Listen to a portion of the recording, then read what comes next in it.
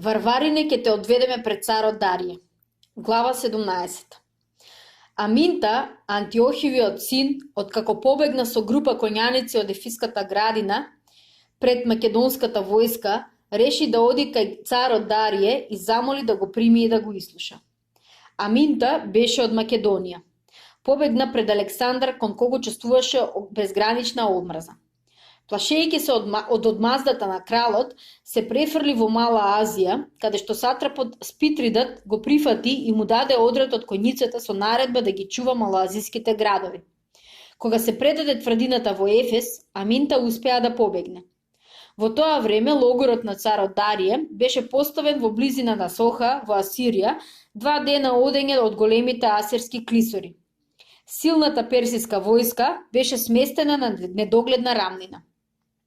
400.000 пешаци, без послугата и робовите, и 100.000 коњаници, персијанци и меѓани, измешани со варвари, и 30.000 елински наемници ги крена царот Дарije да води пресудна борба со Александар.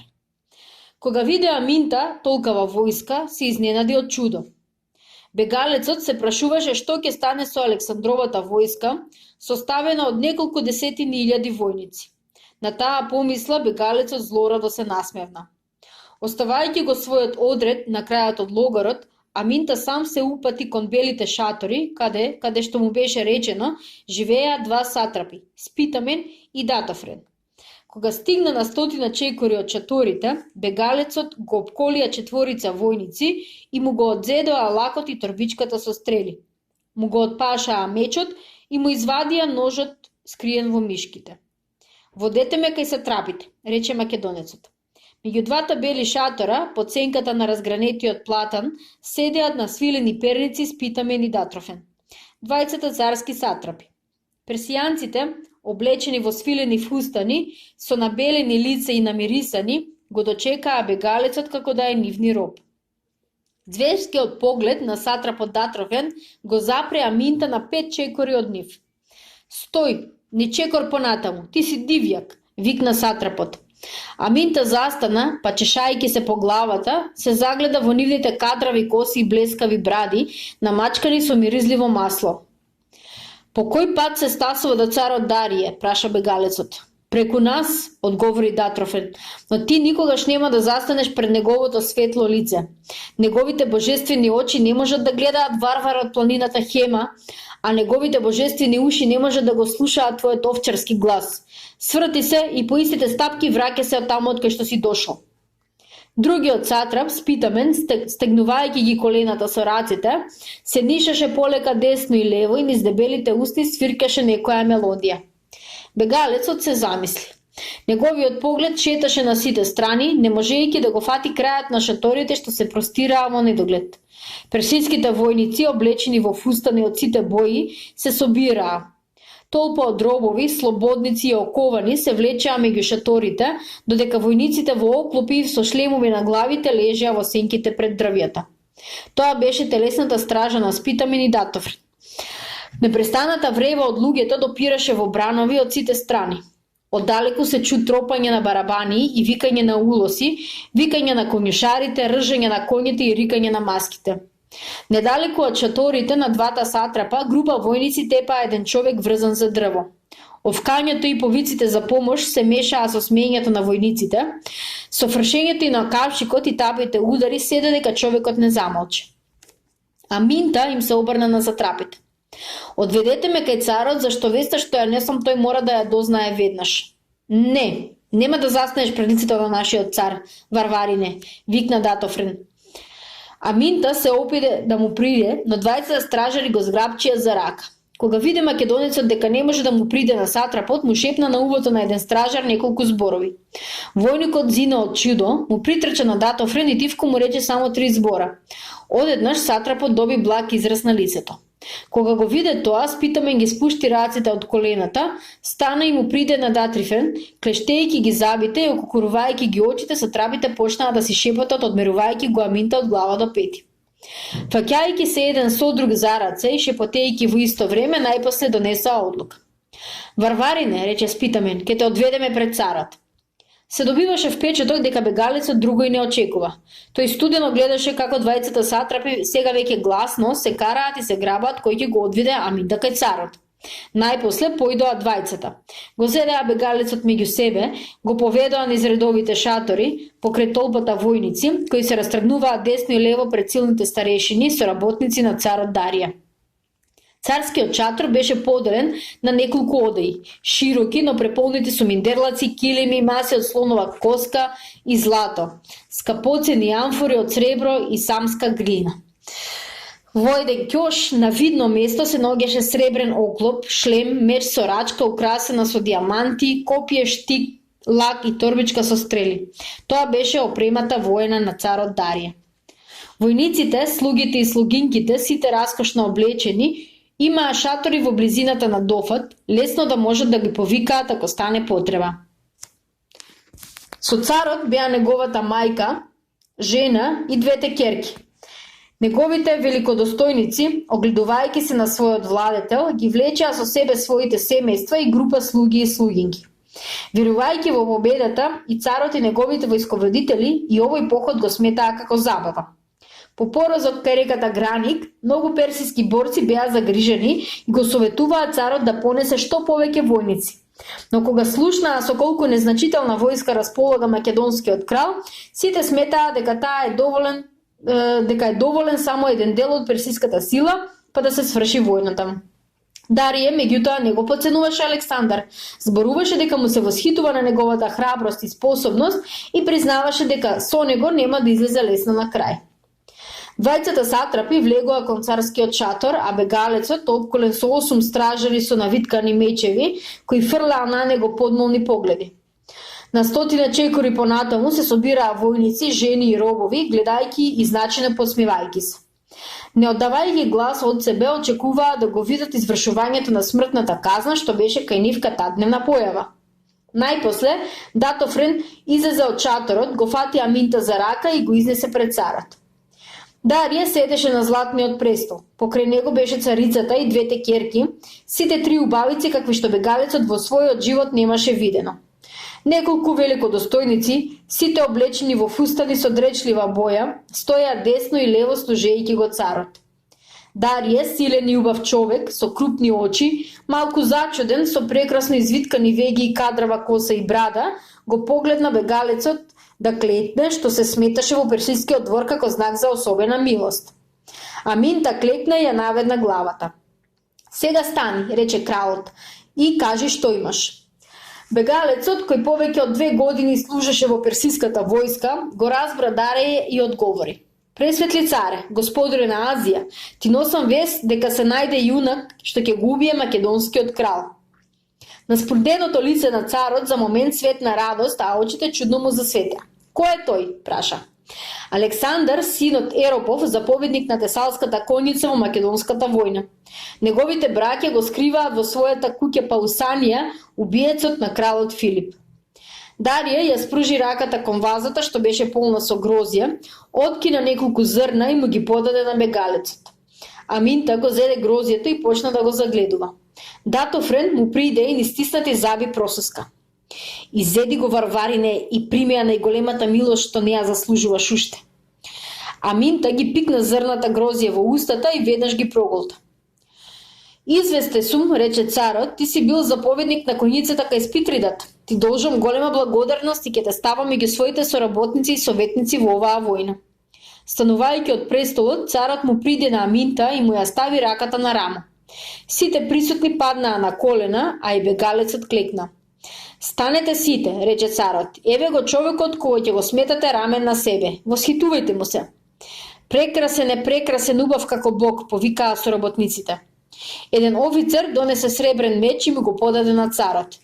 Тој му го опаша на Аминта и рече: Мојот последен збор за Александар, сирот Еропов. Ако го убие македонскиот крал, ќе добие 1000 златни таланти и самиот ќе стане крал на Македонија. Царицата љубозно се насмеа, а двете принцези заплескаа со рацете. Да се убие кралот Варварин, интересна гледка, рече една. Прекрасна, ги заврате очите кралицата. Другата принцеза потврли: Фатете го жив и донесете го ваму. Сакаме и ние да го гледаме погубувањето. Ке видиме, можеби и тоа ќе биде, одмавна со рака царот. Шпионите го известија Александар колкава персијска војска има кај Соха и тој очито се загрежи. Поради тоа реши да испрати 10 офицери во Елада да врабуваат нови наемници. Едниот од нив, Кен, отиде во Атина. Граѓаните го примија студено, но офицерот, не обзирајќи се на тоа, собра 600 наемници, им даде оружје и опрема и веднаш тргна со нив кон Абдера, каде што беа укотвени македонските бродови. Меѓу доброволците се наоѓаше и лекарот Филтон, сега под името Филип од Акарнанија. Покрај него беа Калес и Пинтија. Атлетот Проклес, не сакајќи да му служи на кралот Варварин, кој ја уништи Теба, отиде дома во Платеја, каде што го чекаше жената Касиопеја, 7 деца и дедото. Диота исто така се приклучи кон една група наемници, што тргнаа од Фокида. На пристаништето кај Абдера, бившиот конушар го сретна Калеса и со него почна разговор. Гледам дека си спремен како вистински војник, рече. Сигурно си тргнал против царот Дарија. Исто како тебе, одговори Калес. Каде ти е господарот Филтон? Тој не ми е господар, туку пријател, и веќе не се вика Филтон. Ти тоа добро го знаеш. А одмаздата, дали тргнавте да ги одмазете старите навреди? Не, овој пат ќе се бориме на страната на македонците. Мојот пријател, лекарот Филтон, веќе е добро запишан кај заповедникот Кен, Пинтија и јас ке служиме во коњаницата. Уф, занеше со главата клапушестиот конјушар. Тешко на персијанците кога ќе им се нафрлите вие тројцата. А ти, праша Калес, јас ке служам во Перминоновата коњаница. А одмаздата? Не ми е дошло веќе до тоа, одговори Диота и замина.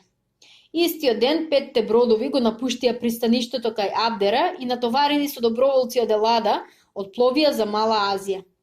Македонската војска, освојувајќи град по град, стаса до Велика Фригија, која во тоа време беше под власта на ликијците.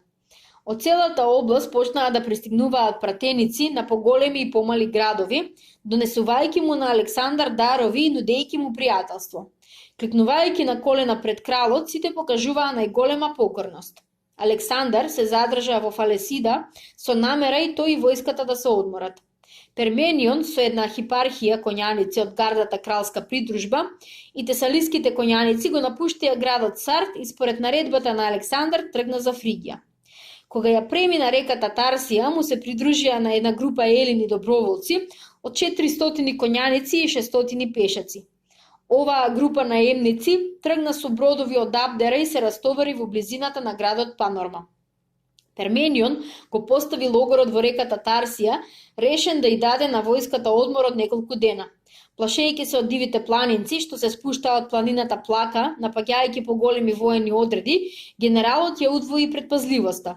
Навигнат уште од времето на кралот Филип на подмолни напади од варварите, постави 5 пати појака стража на сите истакнати места околу логорот. Освен тоа, испрати патроли на сите 4 страни, да крстосуваат и да се уверат дека е местото безбедно. Водачот на една патрола од 14 луѓе беше Диота, бивш конјушар на кралот Филип. Водејќи ги фокиѓаните доброволци, сите на добри коњи и желни да се покажат достојни на довербата, Диота ги одвлече цели 2 часа од логорот, се до подножјето на планината Плака. Војниците слегоа и држејќи го секој својот коњ за јажето, ги пуштија да пасат покрај реката. Одеднаш, идејќи од планината низ стрмниот брег на реката, се појави еден коњаник. Фокиѓаните ги сграпчија лаковите и ги вперија на дојдениот. Коњаникот веднаш застана и слезе од коњот. Диота му приде. Кој си? Праша коњушарот, држејќи нож зад плеките. Фрижанин, селанец, одам по своја работа. Каде? Во градот Ергастерија. Сакам да продадам волови, па би сакал да се распрашам за цената. Од каде доаѓаш? Од планинава, тука веднаш зад овој свиок. Диота го погледа коњот, на кого ушите му беа оклапушени, а нозите напрашени до колена. Уморниот коњ не се ни обидуваше да пасе. За момент извежбаното око на бившиот коњушар сето тоа го забележа. Врзете го, им викна на фокиѓаните. Тој е Дариев шпион. Селанецот скокна настрана и извади нож од појасот, но фокиѓаните се фрлеа врз него и му ги врзаа раците. Во логорот, ставен на маки, селанецот призна дека е офицер, повереник на царот Дарије и дека тргнал кај фригистиот сатрап Атрезија Но при претестувањето диота најде кај него скриено писмо упатено на Александар, синот Еропов, и му го предаде на Парменион. Откако го прочита писмото, генералот пребледи и со трпелив глас повика неколку офицери од гардата кралска придружба. Кога влегоа под шаторот, генералот, фрлајќи на нив брзи погледи, проговори: "Ве знам добро, сите сте сигурни, можам да ви кажам се." Сите четворица офицери молчаа. Еден од заповедниците на нашата конница се токми да го убие кралот, стапил во врска со Дарија. Офицерите, бледи, со исплашени погледи, останаа неми.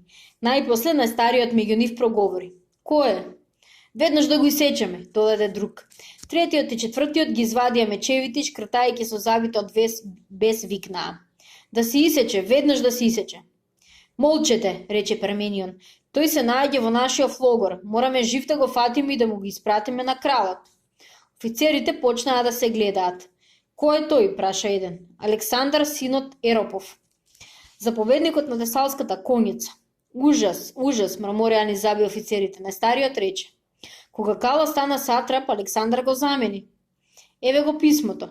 Царот Дарија му веќева на убиецот кралство над Македонија 1000 златни таланти. Што велите за тоа?" "Треба веднаш да се фати и да се врзи. Оди и повикај го," рече Парменион. "Овде ќе го фатиме." Офицерот излезе и малку потоа се врати со заповедникот на Тесалската конница. Александар, Ероповиот син, беше во средни години, силен, тропотлив и со суров поглед. Тој влезе под шаторот со смуртено лице и деловно рече: "Еве ме заповеднику, зошто си ме викал?" Парменион ги погледна офицерите. Тие сите наеднаш се нафрлија на Ероповиот син и го соборија. Додека тројца го притискаа на земја, четвртиот му ги врза раците одзади. "Што значи ова?" збивајќи од бес праша Александар. "Ке дознаеш кога ќе стасаш пред кралот," му рече Парменион. Таа ноќ, тајно, за да не дознаат тесалците, Александар под рака стража беше спроведен во Фаселида, каде што престојуваше кралот. Покрај него, врзан за седлото, јаваше Дариевиот повереник Сиси. Известен за сето, кралот Александар ги сослуша двајцата затвореници и ги повика сите високи офицери на советување. Откако дознаа што е работата, сите до еден бараа смртна казна за двајцата. Треба да се убијат предавниците. Срамота, македонец се токми да го убие кралот, да се стави на маки. Завршија офицерите. Неговите браќа го скрија Паусанија, убиецот на кралот Филип, викна Кен. Му се додворувал на кралот за да го убие полесно. "Веќе проштавање нема," потврли Птоломај. "Тогаш се преправаше дека ожалосен," додаде Клит.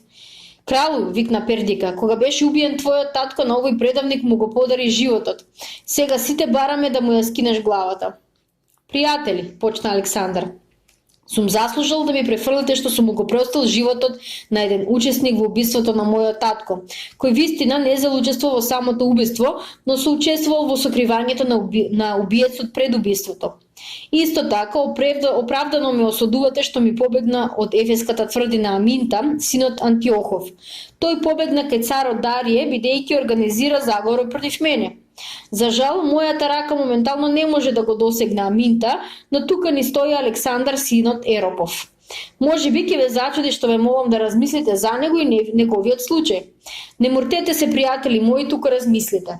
Кога го поставив Кала за сатрап во Сарда, заповедништвото на Тесалската коњаница му го дадов на Александар. Разбирливо е што имав причини за тоа. Се плашам дека тесалците може да се побунат ако го осудам на смрт, зашто тие ќе признаете го засакале својот заповедник. Сега се наоѓаме пред решителна борба со царот Дарие и неговата огромна војска. Дали е добро за нас сега да создаваме незадоволство меѓу своите војници? Мислам дека не е, а ми се чини дека и вие така мислите. Сепак предавникот ќе го казниме, ќе го испратиме под јака стража во градот Пела и ќе го ставиме в затвор. Заповедникот на Македонија е негов дедо, потврли Клит, тој ќе го пушти на слобода. Нема да го пушти, добар мој, рече благо кралот. Заборваш дека е таму мојата мајка, кралицата Олимпијада. Их, направи Пердика, вистина е, од незините кели лесно не се излегува. Таа ноќ джелатот му ја пресече главата на персијанецот Цисин, а Александар, синот Еропов, беше спроведен до рутот Микала, од тука натоварен на брод што ќе го односи до пристаништето Амфиполј и оттаму совоземан под јака стража во Македонија. Кога Александар по битката кај Граник испрати на својата мајка Олимпијада голем дел од пленот, Антипатар се обиде половината да го задржи за себе, но острата кралица, алчна за плен, му се закани со клевити и исторенија. Соеверниот македонец сосема се одрече од својот дел, сметајќи дека кралицата ќе ја почитува неговата великодушност и ќе му даде барем нешто. Но заповедникот на Македонија се излага во сметката. Алчната епирска господја, откако му отчита молитва за добрината, благородноста и честноста, не му даде ништо. Од тогаш Антипатар со презир општеше со кралицата, а од очите му избиваше омраза. Избегнувајќи судари, настојуваше што помалку да се гледа со неа. Олимпијада неколку пати размени мисли со клучарот Калва, советувајќи се на кој начин би морал да се отстрани Антипатар од овој свет. Да се убие, но скришум, никој да не дознае како го снимало, рече кралицата со решителен глас. Клучарот кимна со главата и длабоко се замисли. Ке се обидеме, рече, треба за тоа добро да се размисли. И Калва размислуваше, направи план и се обиде, но пропадна. Итриот македонец, заповедник на тврдината, познавајќи ја одамна кралицата Олимпијада, умееше да се чува. Еден ден, додека беше на лов, го нападнаа во шумата 14 робови, преоблечени во селани. Но Антипар, старо Филипово јуначиште, ги дочека со мечот и тепајќи се со нив, уби 5 мина, а другите ги исече неговата придружба. Изгледаше како потоа кралицата да се откажала од тамошните потвати од овој вид. Кога во Пела го доведоа Александар Ероповиот син, врзан и чуван во јака стража, Антипатар се изненади. Еден од спроводниците му предаде писмо од кралот и налог како да се постапува со затвореникот. Антипатар, кога виде во каква беда западнал неговиот зет, почна да размислува како да го ослободи. Кралицата, кога дозна во што е работата, го викна клучерот Калва и му нареди затворедникот да го стави во затвор и тука да го држи врзан и заврзан за алка над зидот. Калва ја изврши наредбата, а Олимпијада му се обрна на заповедникот на градот. Жалам што затворедникот е твој зет, рече. Ти досега си покажал дека си паметен човек и не те поставил мојот син попусто за заповедник на Македонија. Би сакала да не паѓаш во искушението да се обидуваш да го ослободиш овој злосторник. Тој е осиден и никогаш веќе нема да излезе од затвор. Антипатар, молчејќи, ја гледаше кралицата со поглед полн со омраза, а Олимпијада, собирајќи ги околу себе најпреданите и најподмолните меѓу војниците и дворјаните, рече: секој обид за насилство управено против мојата личност ви дава право веднаш да го убиете Антипатар и секој друг што му служи нему. Бидејќи дворјаните војници од гардата кралска придружба добро знаеја дека Олимпијада е поподмолна и поопасна, речиси сите преминаа на нејзина страна. Околу Антипатар останаа околу 100 наемници, повеќето тракици и пеоњани. Таква беше состојбата на дворот во градот Пела. Олимпијада правеше планови и заповедникот на Македонија да го пикне в затвор, а Антипатар демнеше момент да ја здроби кралицата.